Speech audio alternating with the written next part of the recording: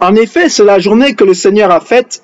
Par conséquent, nous allons nous réjouir et être heureux en ce jour.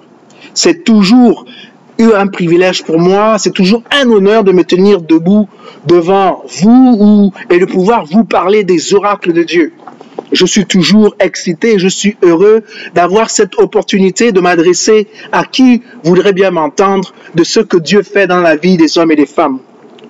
En ce jour, j'aimerais pouvoir parler d'un personnage de la Bible qui est important à mes yeux. Ce personnage s'appelle tout simplement Samson. Il est important de souligner que Samson avait une mère qui était stérile. Oui, ses entrailles étaient fermées. Cependant, Dieu a décidé d'ouvrir les entrailles de sa mère. Mais il a décidé de les ouvrir à quelques conditions. Ces conditions étaient que Samson ne boit point d'alcool, que Samson ne touche point de corps mort et que Samson ne révèle pas son secret, le secret de sa force. C'était en fait un Nazaréen. Et donc, il a été élevé selon les principes et les concepts de Dieu. Il est important ici de noter que ses parents ont tout fait pour lui montrer les voies de l'Éternel. Mais Samson voulait faire qu'à sa tête. Devenu adulte, on lui a fait comprendre que son rôle primordial était de tout faire afin de pouvoir libérer son peuple du joug des Philistins. Au lieu de libérer son peuple du joug des Philistins, Samson a décidé d'en faire à sa tête. Il s'est amouraché avec les femmes des Philistins. D'après lui, les femmes des Philistins étaient plus jolies que les femmes de sa propre culture. Or que ses parents lui faisaient comprendre que d'épouser les femmes des Philistins était dangereux car ils avaient des cultures et des coutumes étranges. Et parce qu'ils adoraient des dieux, dont Dagon. Et que s'il épousait une Philistine, il allait se compromettre et donc compromettre sa force, compromettre sa destinée. Mais Samson ne voulait faire qu'à sa tête.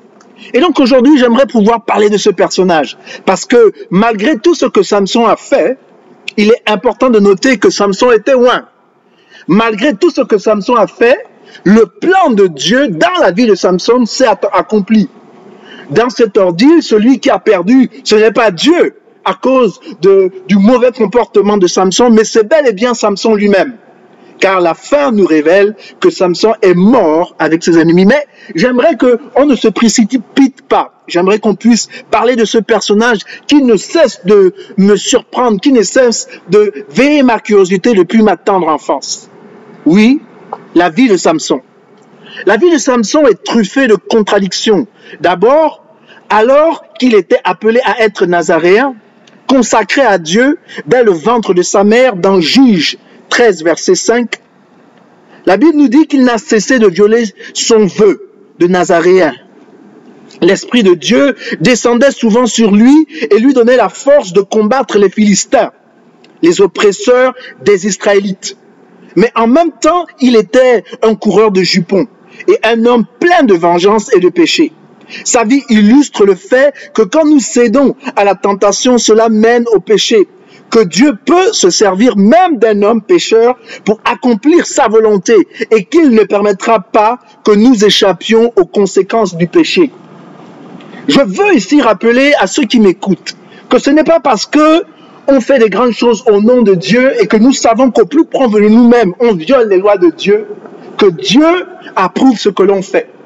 Ce n'est pas parce que lorsqu'on fait du mal et qu'il n'y a pas de conséquences, que Dieu tolère ce que l'on fait. Non, nous devons savoir que Dieu ne tolère pas le péché. Mais le plan de Dieu doit s'accomplir. Car la Bible déclare que ce que sa bouche dit, sa main l'accomplit. Dieu n'est pas un homme pour se repentir. Ce qu'il a décidé de faire, il le fera. Quand il envoie sa parole ne retournera jamais à lui sans pour autant avoir accompli ses desseins. Et ce n'est pas nous, les humains, qui allons contrecarrer le plan de Dieu. Le plan de Dieu se fera toujours. Sachez-le bien. C'est dans notre avantage à nous de nous aligner aux principes et aux préceptes de Dieu afin de jouir pleinement des promesses de Dieu. Car les promesses de Dieu pour nous sont oui et amen. Mais pour qu'elles soient oui et amen, nous devons nous positionner de telle manière que Dieu nous bénisse et que Dieu se manifeste dans notre vie. comme nous le voyons ici, malgré le mauvais caractère de Samson, Dieu se manifestait dans sa vie. Parce que Dieu avait fait une promesse à ses parents. Et parce que Dieu avait un plan pour cet homme-là. Dieu voulait que Samson délivre le peuple d'Israël des Philistins. Et ce plan-là devait s'accomplir, quoi qu'il arrive. Oui, la vie de Samson était pleine de tentations et de péchés. L'histoire de Samson commence par une violation de la loi de Dieu. Il a voulu épouser une femme philistine malgré l'opposition de ses parents. Et en violation de la loi de Dieu qui interdit aux Juifs de s'unir à des païens. Alors que son père et sa mère l'accompagnaient près des vignes de Timna. Il est important ici que la raison pour laquelle on ne voulait pas que Samson épouse les Philistines, c'est pas parce qu'elles n'étaient pas de la même ethnie ou du même groupe culturel que. Non, c'était tout simplement parce qu'ils adoraient des dieux. Ils adoraient plusieurs dieux. Ils adoraient Dagon, qui, pour les Juifs, et ils considéraient que c'était une abomination. Parce qu'ils connaissaient le cœur de Dieu. Ils savaient très bien que Dieu était un Dieu jaloux. Vous savez, ce que Dieu déteste, c'est l'idolâtrie. Et voilà pourquoi j'encourage à tous ceux qui m'écoutent, puisque je suis africain, il est important pour nous de comprendre que Dieu n'aime pas les mélanges. Nous ne pouvons pas, et là, ce que je dis, c'est pas être contre notre culture, parce que je pense que la culture, dans le plus profond d'elle-même, c'est Dieu lui-même qui l'a créée. Donc, je ne suis pas anti-culture. Je pense que c'est Dieu qui a créé toutes les cultures du monde. La preuve, c'est que le diable ne crée rien, mais le diable pervertit toutes choses. Donc, je répète ici, les cultures ne sont pas mauvaises. Mais il faut que l'on fasse attention. Dans toutes les cultures du monde, même dans la culture américaine, il y a de bonnes choses et il y a de mauvaises choses. Il y a des choses que Dieu exalte, des choses que Dieu aime et des choses que Dieu a en abomination. Et dans toutes les cultures du monde, c'est la même chose. Européenne, africaine, il y a des choses qui sont bonnes et il y a des choses qui sont mauvaises. Les choses qui sont bonnes, bien entendu, je serai le premier à vous encourager à les pratiquer, à les faire. Mais les choses qui ne sont pas bonnes, je vous invite à vous débarrasser de ces choses-là. Je vous invite de ne pas vous indulger à ces choses-là. Je veux tout simplement parler, par exemple, du fétichisme. Je sais que beaucoup de gens pensent que lorsque je dis que le fétichisme est mauvais, je m'attaque à la culture africaine. Et je dis non, parce que le fétichisme n'est pas typique à l'Afrique. Il y a le fétichisme aussi en Europe. Laissez-moi pouvoir vous dire que Dracula n'était pas africain, mais c'était bien quelqu'un, c'était bien un Européen. Et il se nourrissait du sang des gens pour pouvoir prospérer, pour pouvoir faire tout ce qu'il voulait faire, pour pouvoir acquérir de la puissance. Donc, des mauvaises pratiques, il n'y en a pas seulement dans notre culture africaine. Dans toutes les cultures du monde, comme je l'ai dit au départ, il y a des choses qui sont bonnes et des choses qui sont mauvaises. Alors ici, les parents de Samson ont encouragé Samson de ne pas épouser les Philistines, pas parce que c'était des femmes étrangères, mais c'est parce qu'ils connaissaient leur culture et parce qu'ils connaissaient aussi les choses auxquelles les Philistins aimaient s'adonner. Et ils ne voulaient pas que leur fils puisse adorer un Dieu autre que Jéhovah. Ils ne voulaient pas que leur fils sorte du plan de Dieu. Ils ne voulaient pas que leur fils abandonne les principes et les préceptes de Dieu. Voilà pourquoi ils l'ont encouragé à ne pas épouser des femmes étrangères. Je veux souligner ceci parce que je ne veux pas que l'on dise « Oh, Joachim a dit que parce que je suis Mienais, par exemple, je ne peux pas épouser une femme. » Ce n'est pas ce que j'ai dit. Parce que je suis Gabonais, je ne peux pas épouser une femme de la Guinée équatoriale. Ce n'est pas ce que j'ai dit. Ce que je dis, c'est qu'il faut qu'on fasse attention avec qui on veut se marier parce que, en tant que chrétiens, nous devons faire en sorte que nous ne nous compromettons pas dans notre foi. Nous devons épouser des hommes pour des femmes qui aiment Dieu. Et pour des hommes, nous devons épouser des femmes qui aiment Dieu. Des hommes et des femmes qui nous encouragent à exalter Dieu, à adorer Dieu et à marcher selon les principes de Dieu, afin que tous les deux, nous puissions accomplir les desseins de Dieu dans notre vie. Alors, dans Juge 14, verset 5, la Bible dit, afin de prendre sa jeune épouse, un lion l'a attaqué et Samson l'a tué. Un peu plus tard, en passant devant sa carcasse, il y a trouvé du miel qu'il a mangé en violation claire du deuxième élément de la loi sur le Nazaréat. Pendant toute sa période de mise à part pour l'Éternel, il ne s'approchera pas d'une personne morte. Dans Nombre chapitre 6, verset 6, Samson savait apparemment que ce qu'il faisait n'était pas bien, puisqu'en donnant le miel à ses parents, il ne leur dit pas qu'il avait pris ce miel dans le corps du lion. Juge chapitre 14, verset 9. La fête traditionnelle décrite dans Juge 14, verset 10 était littéralement une beuverie. En tant que Nazaréen, Samson étant tenu d'obéir aux instructions figurant en Nombre 6, 1, verset 21, il devait notamment s'abstenir de vin et de boissons alcoolisées et ne boire ni vin ni vinaigre fait avec du vin, ni vinaigre fait avec une boisson alcoolisée. La Bible ne dit pas si Salomon buvait du vin ou d'autres boissons alcoolisées, mais c'était une nouvelle source de tentation qui a fini par le pousser à pécher. Samson a ensuite posé une devinette à ses invités, en promettant une récompense à celui qui lui donnerait la bonne réponse. Sa femme l'a trahi en révélant la solution à ses compatriotes philistins. Pour se venger, Samson a tué 30 hommes, et ces hommes étaient des Philistins. Il est important pour nous de savoir que le plan de Dieu pour Samson, c'était de libérer le peuple de Dieu des Philistins. Et voici que maintenant, Samson, parce qu'il est touché dans son propre intérieur, il semblerait au premier abord qu'il est en train d'accomplir le plan de Dieu, mais pour les mauvaises raisons. C'est-à-dire que Samson se met à attaquer les Philistins, non pas pour accomplir le plan de Dieu, mais pour se venger. Or qu'il n'a pas été créé, il n'a pas été formé dans le sein de sa mère pour se venger, mais il a été créé, formé dans le sein de sa mère pour libérer les Israéliens du joug des Philistins.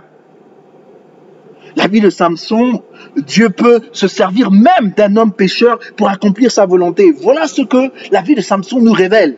Samson s'est consciemment exposé à des situations qui l'ont mené à pécher. Mais à chaque fois, Dieu s'est servi de lui pour sa gloire.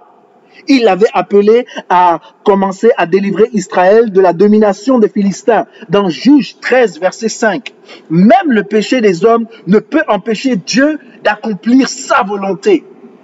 Cependant, sachons-le bien, sachons-le très bien, nous n'échapperons pas aux conséquences de notre péché.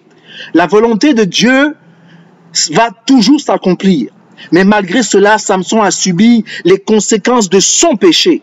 Quand il a rencontré Dalila et qu'elle l'a supplié de lui révéler le secret de sa force, il a violé le dernier élément de la loi sur les Nazaréens. Pendant toute la durée de son vœu de Nazaréen, le rasoir ne passera pas sur sa tête. Il sera saint jusqu'à ce que prenne fin la période pour laquelle il s'est consacré à l'Éternel. Il laissera pousser librement ses cheveux. Nombre 6, verset 5. Après que les compatriotes de Dalila lui aient coupé les cheveux, Samson, s'attendant toujours à ce que Dieu soit avec lui, il se réveilla et dit, « Je m'en tirerai comme les autres fois, je me dégagerai. » Il ne savait pas que l'Éternel s'était retiré de lui. Juge 16, verset 20. Ses précédents actes de désobéissance étant restés impunis, il pensait que les choses continueraient ainsi. Mais cette fois, c'était trop tard. Maintenant que Samson avait violé tous les éléments de la loi sur les Nazaréens, il devait subir les conséquences de ses actes. La vie de Samson nous apprend que si nous nous exposons consciencieusement encore et encore à des tentations qui mènent au péché, nous subirons les conséquences de notre désobéissance. Même si Dieu continue de se servir de nous pour accomplir sa volonté, à la fin de sa vie, Samson a compris quelle était la véritable source de sa force. Mais il n'a jamais compris pourquoi Dieu la lui avait donnée. Alors Samson fit appel à l'Éternel en disant, « Seigneur éternel, souviens-toi de moi. Je t'en prie, ô Dieu, donne-moi de la force, cette fois seulement, et que d'un seul coup, je tire vengeance des Philistins pour mes 2 yeux. » Juge 16, verset 28. Ce verset montre que Samson était davantage motivé par sa soif de vengeance que par son désir d'accomplir la volonté de Dieu. Et cela lui a coûté la vie. Ceux qu'il tua à sa mort furent plus nombreux que ceux qu'il avait tués pendant sa vie. Juge 16, verset 30. La volonté de Dieu s'est accomplie, mais Samson n'aura jamais reçu les nombreuses bénédictions que Dieu avait prévues pour lui. Mes frères et sœurs, la fin de Samson est tragique. Elle est tragique parce que malgré le fait que Dieu utilisait Samson pour faire des exploits, malgré la force qu'il avait, malgré l'onction qui était sur lui pour briser tous les jougs, Samson n'a pu capitaliser sur ce que Dieu avait mis en lui. La question que je me pose souvent aujourd'hui, c'est de savoir qu'est-ce que Dieu a mis en nous et ces dons et ces talents que Dieu a mis en nous. Est-ce que nous utilisons ces dons et ces talents au profit du royaume de Dieu, pour l'avancement du royaume de Dieu, pour la gloire de Dieu? La question que je me pose, c'est les talents que nous avons, ce qui émerveille les hommes et les femmes, parce que quand nous le faisons bien. Est-ce que nous le mettons au service de Dieu ou nous le faisons pour notre propre gloire à nous-mêmes? Maintenant, ce qui est important pour nous de savoir, c'est que le plan de Dieu va se manifester parce que la terre est à Dieu et tout ce qu'elle renferme. Oui, tout ce qu'elle renferme appartient à Dieu. Tout ce qui a été créé dans ce monde a été créé par Dieu. Rien de ce qui a été créé n'a été créé sans Dieu. Tout a été créé par la parole. Et tout dans ce monde va disparaître, mais la parole de Dieu va demeurer. Il est important pour nous de lutter et de nous battre pour des choses qui sont éternelles. Nous sommes juste de passage ici sur cette terre. Notre passage sur la terre est éphémère. Que faisons-nous avec les talents? Que faisons-nous avec les dons? Que faisons-nous avec les capacités et le pouvoir que Dieu nous a donné? Quelqu'un disait, avec une grande force, il y a de grandes responsabilités. Oui, plus nous avons des responsabilités, plus nous avons de la force, plus nous sommes doués, plus nous avons des responsabilités de faire ce qui est juste, non seulement pour nous-mêmes, mais pour les autres. Oui, nous ne vivons pas que pour notre bien-être, nous vivons aussi pour le bien-être des autres. Nous vivons pour améliorer la vie des hommes et des femmes autour de nous. Et à chaque fois que nous prenons les dons que Dieu a investis en nous pour notre propre gloire, pour notre propre satisfaction, nous nous perdons. Voilà pourquoi Jésus a dit à ce jeune riche, à quoi sert-il à un homme de gagner tout l'or du monde s'il perd son âme? Je vous le répète, nous sommes ici de manière temporaire. Est-ce que nous sommes prêts à rencontrer notre Créateur? Est-ce que nous sommes prêts à entendre notre Créateur nous dire, rentre dans la présence de ton Dieu, bon et fidèle serviteur? Parce qu'à la fin de la journée, à la fin de notre vie, nous devons pouvoir entendre ce cri qui nous encourage, ce cri où Dieu est satisfait avec nous. Je suis convaincu que parmi nous, il y a des gens qui ont des talents. Et voilà pourquoi des gens qui refusent même de croire en Dieu, des gens qui refusent de se soumettre à la volonté de Dieu, font des choses dans ce monde qui sont extraordinaires. Et nous sommes émerveillés par leur talent. Parce que ce talent-là, ce don-là, ne leur a pas été donné par le diable, mais ça a été donné par Dieu. Est-ce que ça a été perverti? Certainement. Mais c'est pas parce que ça a été perverti que c'est maintenant une possession du diable. Non, c'est une possession de Dieu. C'est Dieu qui nous l'a donné. Et c'est à nous de fructifier ce que Dieu nous a donné pour l'amélioration de notre vie et l'amélioration du monde et des hommes qui sont autour de nous. La question que je veux vous laisser ce soir, c'est le pouvoir que vous avez, la richesse, les richesses que vous avez, le don que vous avez. Que faites-vous avec cela? Est-ce que vous êtes conscient que ce don que Dieu vous a donné est pour un but bien précis? Ce n'est pas seulement que pour vous, ce n'est pas seulement pour vous venger ou bien pour démontrer aux autres que vous êtes le meilleur, que vous êtes capable. Non! C'est de pouvoir améliorer la vie des hommes et des femmes qui vous entourent. Est-ce que vous le faites? À la fin de l'histoire de Samson, on se rend compte que Samson commence à comprendre que sa force lui vient de Dieu. Voilà pourquoi il fait cette prière. Il dit, oh Dieu, redonne-moi encore ma force. Mais le problème, c'est qu'il veut utiliser la force pour se venger. Donc, il a compris que Dieu lui a donné un talent, que Dieu lui a donné un don, que Dieu lui a donné la force. Mais il n'a pas toujours compris la raison pour laquelle Dieu lui a donné cette force et Dieu lui a donné ce talent.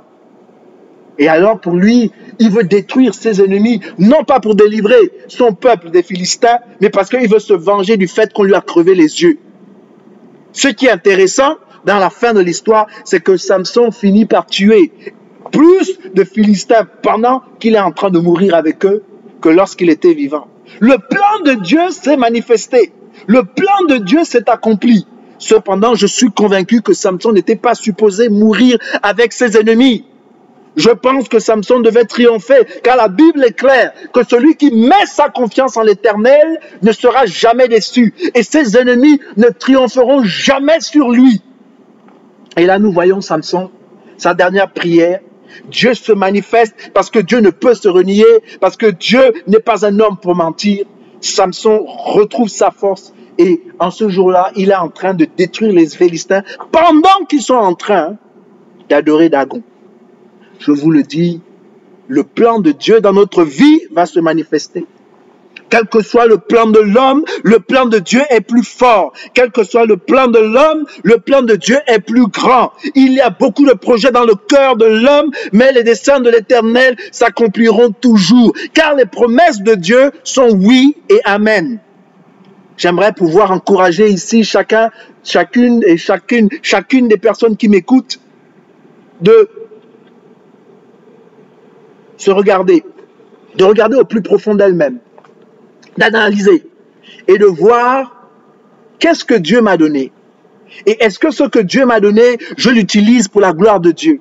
Est-ce que ce que Dieu m'a donné, je l'utilise pour améliorer non seulement ma vie, mais la vie des hommes et des femmes qui sont autour de moi? Si ce que Dieu nous a donné, nous l'utilisons pour notre propre gloire, si nous utilisons ces choses-là pour pouvoir nous faire un nom, pour pouvoir nous venger ou pouvoir montrer au monde que nous sommes capables de faire de grandes choses, nous faisons cette fausse route. Et il est important pour nous de revenir à la source, de revenir à la personne qui nous a donné ce don, de l'adorer en vérité et en esprit, et de se soumettre à sa volonté, et de pouvoir accomplir les desseins de Dieu et non nos propres desseins.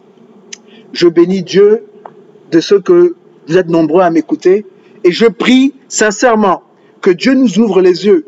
Et ça, c'est une prière qui est non seulement valable pour vous, mais elle est aussi valable pour moi. Que Dieu nous ouvre les yeux et que nous accomplissons les œuvres de l'Éternel. Que nous soyons des instruments entre ses mains et que nous permettons à Dieu de nous utiliser afin que sa gloire se manifeste. Oui, nous avons été créés à l'image de Dieu. Et Dieu nous a créés à son image parce qu'il décide et il veut travailler avec nous. Le désir de Dieu, c'est de communier avec nous. Le désir de Dieu, c'est de œuvrer sur cette terre avec nous. C'est de pouvoir faire éclater sa gloire au milieu de nous et au travers de nous. Nous sommes co-héritiers de Christ et héritiers de Dieu. Ce qui appartient à Dieu nous appartient. La Bible déclare que tel il est, tel nous sommes, et que nous ferons aussi des grandes choses comme Jésus, si ce n'est même des plus grandes. Mais nous devons nous mettre sous le joug de Dieu qui est léger. Nous devons nous soumettre à la volonté de Dieu. Nous devons permettre à Dieu de manifester sa gloire et sa puissance dans notre vie. Et alors que nous le faisons, notre vie sera beaucoup plus agréable. Pourquoi? Parce que nous marchons selon les principes et les préceptes de Dieu. J'aimerais tout simplement rappeler à chacun de nous ici, pour pouvoir vivre une qualité de la vie, il nous faut considérer notre Dieu comme étant notre berger. Car la Bible dit la vérité. L'Éternel est mon berger. Il nous conduit vers de verts pâturages. Il nous fait reposer près des eaux paisibles. Sa houlette et son bâton me rassurent. Il restaure mon âme à cause de son nom. Et en face de nos ennemis, il prépare une table. Et quand bien même nous marchons dans l'ombre de la vallée de la mort, nous ne craindrons aucun mal parce que Dieu est avec nous. J'aimerais pouvoir vous dire ici que parce que vous aimez Dieu, parce que vous cherchez sa justice et son royaume, toutes ces choses vous seront données par-dessus. Toutes ces choses, c'est quoi? C'est la paix, la joie, l'amour, la prospérité. Au nom de Jésus. Amen.